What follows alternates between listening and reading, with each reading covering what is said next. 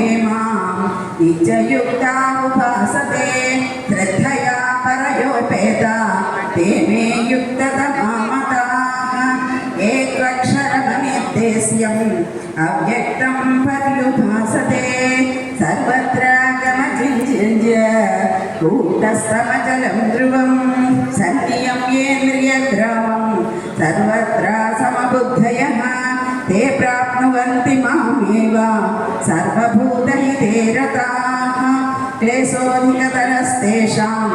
अव्यक्तासक्तचेतसाम् अव्यक्ता हि गतिर्दुःखं देहवद्भिरवाप्यते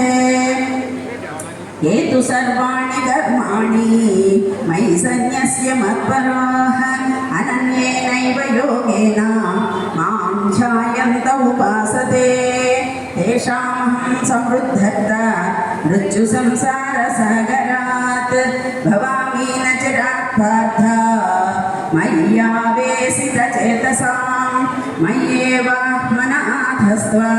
मयि बुद्धिं निवेशय निवसिष्यसि मय्येव अत ऊर्ध्वं न संशयः अत चित्तं समाधातुं न शक्नोषि मयि स्थिरम् अभ्यासयोगेन ततो मामि चाप्तुं धनञ्जय अभ्यासेऽप्यसमर्थोऽसि मत्कर्म परमो भव मदर्थमपि कर्माणि कुर्वन् सिद्धिमवाप्स्यसि अदैतादप्यशक्तोऽसि कर्तुं मज्योगमाश्रितः